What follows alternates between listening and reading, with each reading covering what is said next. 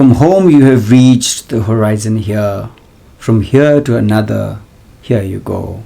From there to the next to the next, horizon to horizon. Every step is a horizon. Count the steps and keep the number. Pick the white pebbles and funny strange leaves. Mark the curves and cliffs around, for you may need to come home again. My name is Tenzin. I am a Tibetan writer and an activist based here in Dharamshala, North India. I'm a Tibetan refugee. When we were growing up, our school, our Tibetan refugee school, our teachers used to say that we all bore an R, an English letter R on our forehead. We believed it. In fact, we used to joke about it. We thought that there is only one Superman with an S on the chest, and we are too many refugees with R on our forehead. And if you close the Superman comic books, that's the end of the Superman. But we are too many, and we are all healthy and growing up. The idea of being refugees at the time wasn't derogatory or painful or sickly as it is now understood around the world. In fact, being a refugee was for us the greatest source of inspiration. Because our teachers used to say that Indian freedom struggle is over. So young Indians, they have lost their chance to be heroes like Subhash Chandra Bose, Bhagat Singh, Gandhiji. While for us, everything was just about to start. We can become heroes, we can fight for the freedom of our country, and one day we will go back to our own country. So therefore, for us in our life, we were inspired by the idea of freedom. So this is how I started my journey as a refugee kid, hoping and thinking that one day I'm going to write poetry, one day I'm going to write and speak in English and tell the world about Tibet. And that's how we will win the debate on Tibet. Much later, I went to Bombay for my MA in English literature, and I was studying in Bombay University. That's the time I met some of the best Indian writers in English, poets like Dom Moraes, Nissim Ezekiel. These are some of my own personal friends. Dilip Chitre, Arun Kolarkar, some of the finest poets that I have so much of love and respect for. So I started to write in Bombay at the time. One of my first lines written in Bombay was about my identity. How do I explain my face in the sea of Indians in Bombay? In one of my writings I said, I'm more of an Indian except for my chinky Tibetan face.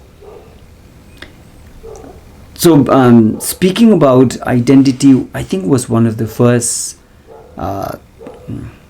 ideas that challenged me to write. There was also the time when as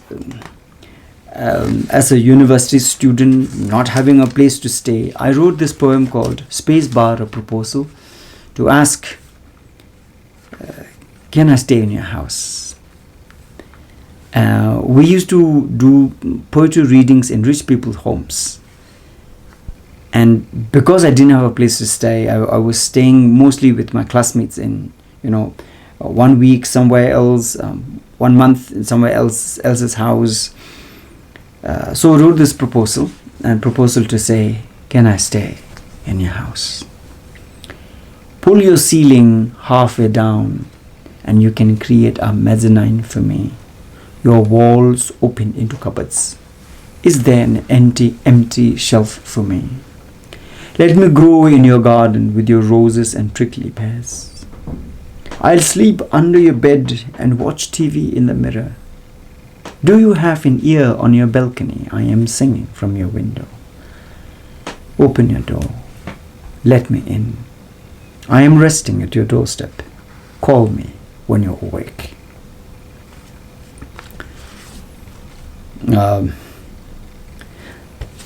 One of the first ideas of being a refugee, I think the first idea of being a refugee, being in another place, was coming from my grandmother. My grandmother used to tell us stories about Tibet.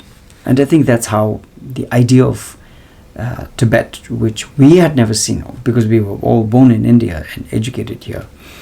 Our parents were living in a Tibetan refugee camp in Karnataka, near Satyamangalam jungle. And that's the jungle where Viripan used to hunt elephants and smuggle sandalwood. So in that heat and jungle of Karnataka, we had no idea what Tibet was. My grandmother used to tell us stories about yaks, snow mountains, apples and peaches, and said, this is the country we came from, and we will all one day eventually return to this country called Tibet. So Tibet was the country of imagination for us. India is the reality.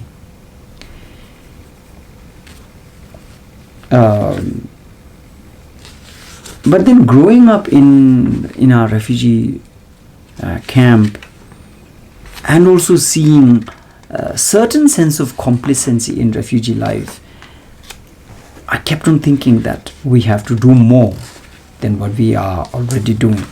So as a kind of reminder to fellow Tibetans, I have written this poem called Exile House. There is one Tibetan word used here called changma. Now changma is the vegetative middle hide tree, one of the species of willows, which is usually planted on the fences. So changma. So the poem reads, Exile House. Our tiled roof dripped, and the four walls threatened to fall apart. But we were to go home soon. We grew papayas in front of our house, chilies in the garden, and changmas for our fences. Then pumpkins rolled down the cowshed thatch. Calves trotted out of the manger. Grass on the roof, beans sprouted and climbed down the vines. Money plants crept in through the window. Our house seems to have grown roots. The fences have grown into a jungle. Now, how can I tell my children where we came from?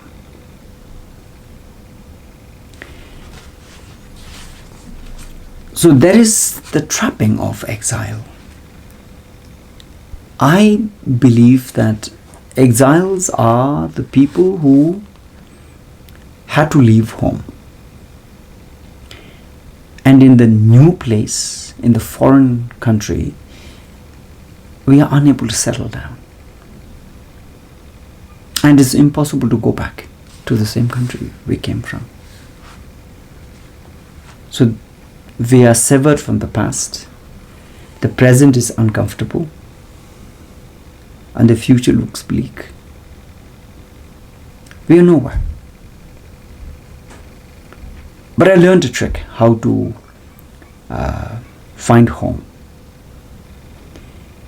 Home is not a house. Home is where you have a connection with your heart. And I have learned how to be homely wherever I go. And as an activist, I've taken part in protest rallies, I've climbed buildings and protested, I got arrested, I got beaten by police, jailed 16 times. 16 times I've been jailed. So I've learned, so my trick works even in the jail. Even in the jail when I have to spend a few days, months, I start to feel at home. So even the jail becomes home. Because ultimately it's not about the facility. It's about how we are able to create the connection with your heart and how you are able to create homely situation.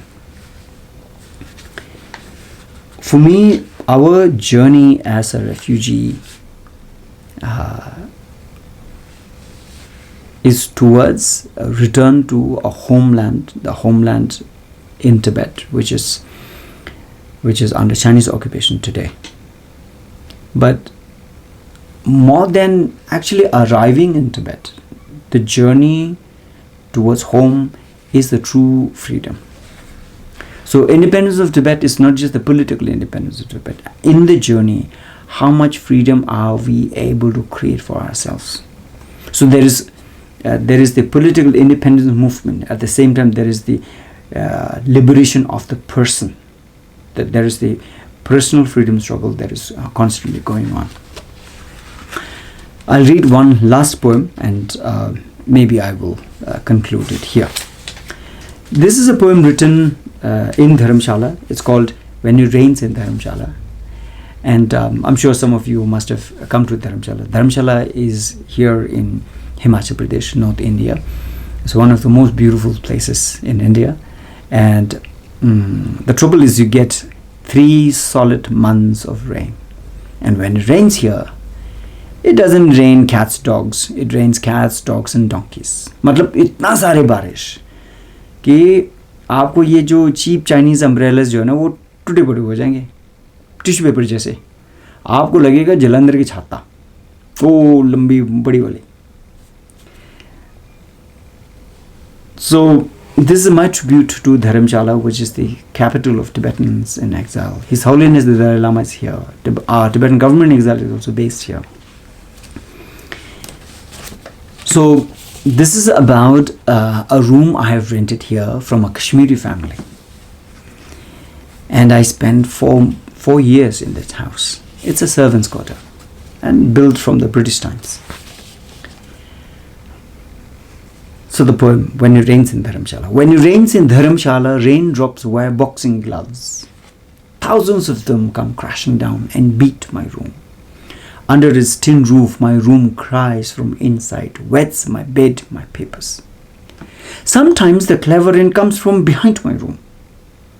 The treacherous walls lift their heels and allow a small flood into my room.